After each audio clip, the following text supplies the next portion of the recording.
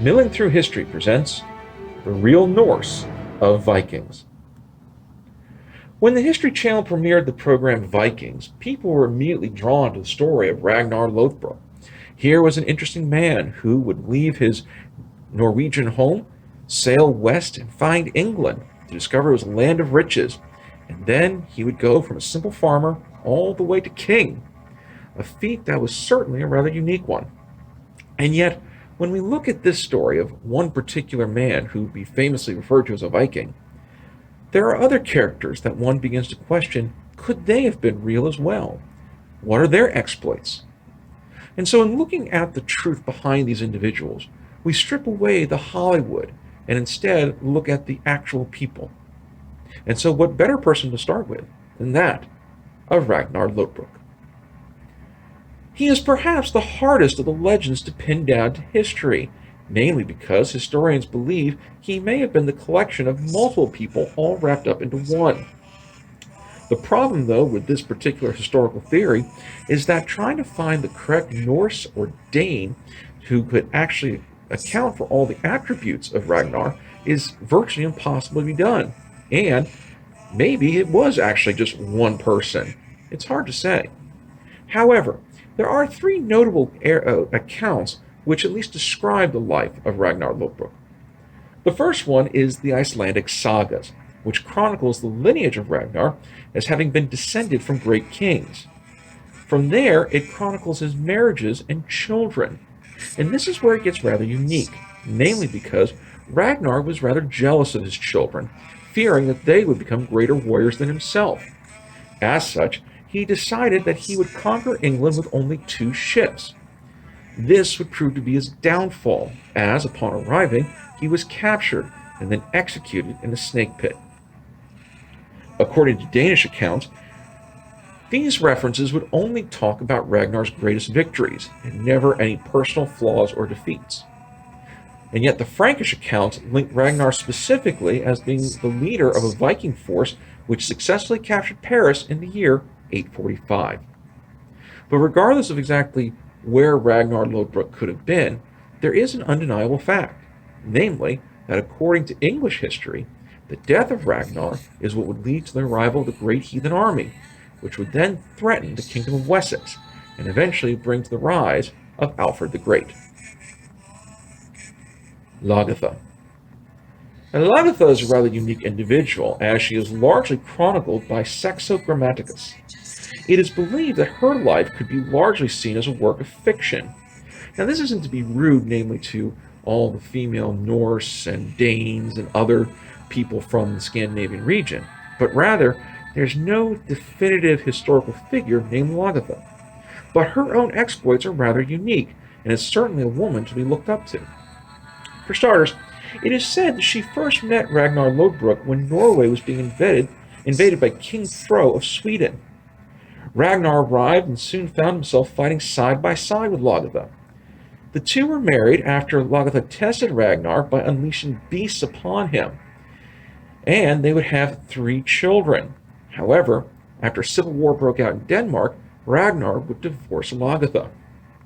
In doing so, Ragnar was found to have a rather long-time permanent ally in Lagertha, as it was said she always loved him, and would even come to his rescue in a second civil war in Denmark. Now, after battle, Lagertha returned home and would kill her second husband, choosing that it would be better for her to rule her own kingdom by herself than to rule with any man.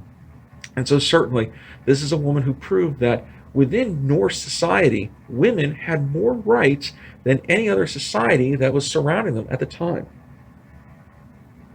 Rallo. Now, Rallo is a rather unique figure, as he is the most notable and historical of all the Vikings portrayed on the TV show. The real Rallo was credited for being the first ruler of the region in France, which is referred to as Normandy. It is said that he first made his arrival in Europe around the year 876, and it is said that Rallo had a friendship with King Ethelstan of East Anglia. According to Frankish sources, many French knights led armies specifically to fight Rallo and his Normans as they were continuing to raid the countryside. In fact, this is where it became rather unique, as Rallo had been hired specifically to help protect the interior of the French countryside. And yet, when times were a little bit leaner, he would go back to his Norse ancestry and begin to raid the very countryside he was supposed to protect. And so, ever mindful of this, the French needed to get him under control. And this is where Rollo is rather unique and proves that he had a rather intelligent mind, as he would successfully negotiate treaties with the French kings in order to gain land in northern France and effectively develop his own kingdom of Normandy. And thus, Normandy has always been known as the home of the Northmen. Now, it is believed that Rollo would die in the year 928, as any reference to him just disappears from all Frankish chronicles. However, what is rather unique to note is that Rollo was the great-great-great-grandfather of William the Conqueror. Bjorn Ironside. According to Lorne, Bjorn is not the eldest of Ragnar's sons, but really more found in the middle of the pack, and yet he may have been the most successful of them all. According to Danish sources, Bjorn was sent out of his father's kingdom in order to prove himself, and he was rather successful in doing so, as he set raids upon the French countryside and would even attack the city of Rouen. His exploits also include being part of a large expedition into the Mediterranean Sea. One of the more unique aspects is when Bjorn would get all the way to the town of Pisa, and in order to get inside the city to unlock the gates, he pretended to be converted into Christianity and wanted a Christian burial. Once he was brought into the city gates, he burst from his coffin, ran, opened the doors, and the Vikings sacked the city. It was also said he was a leader of the great heathen army to avenge the death of his father, and, along with his brothers, would raid England, Normandy, France, and reached all the way down into other parts of Italy. After collecting a large sum of wealth, the brothers divided the fortune, and Bjorn was named the King of Sweden and Uppsala. Now, Uppsala is unique, as that was considered one of the holy locations within the Nordic kingdoms. Ivar the Boneless. Ivar the Boneless is perhaps the most interesting of all of the Vikings that are seen in the program. He was the son of Ragnar Lothbro and Princess Aslog. Now, the name Boneless is a rather difficult one to translate, as there's a great deal of debate as to what the term boneless actually means. There are those that think he had weak bones, others who thought he had no legs whatsoever, or even the possibility that he was so thin that it seems as if he could not have any bones in him whatsoever. There is even a belief that his name is derived from a mistranslated piece of Latin, but this particular thought has been widely dismissed, mainly because Norse references and Norse translations clearly state boneless. So, why is he so notorious? Well, in 865, he was part of the Great Heathen Army, and according to sources, Ivar said he would not fight King Ea of Northumbria, but only take the land which could be covered by the hide of an ox. Seeing an opportunity not to lose that much land, Ea agreed, only to discover that Ivar would take a hide and cut it so thinly that the hide itself could surround almost the entire kingdom of Northumbria. Now, some have argued that this legend may have actually developed itself over time, and that instead he may have just been able to try to surround the city of York or the city of London, but it may have just been a very large city that Ivar was able to create as a base of operation.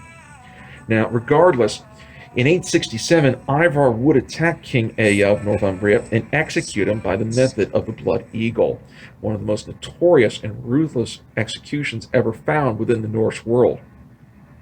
In 869, Ivar would attack East Anglia along with his brother Ubba, and it is said that after this, Ivar had passed away sometime between the years 870 and 873. The exact location of his death and burial is somewhat under mystery. There are those who argue he was buried in Ireland, and others who say he was buried in England. Now, the burial for England seems to be supported mainly because his location was said to be that in a place that was open to attack, and if anyone were to ever invade England, it was doomed to failure.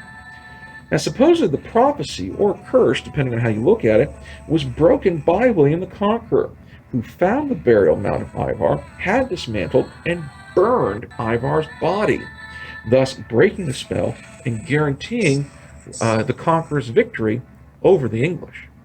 Now, whether or not you subscribe to that particular belief is really a question of choice, but it is rather unique to note that prior to this, any attempt to invade England had more or less failed in one form or another since the death of Ivar. For more information, please consider these suggested titles. Be sure to click on the left-hand side of the screen to subscribe to our show, and on the right-hand side for our latest episode. And we will see you again for the next episode of Milling Through History.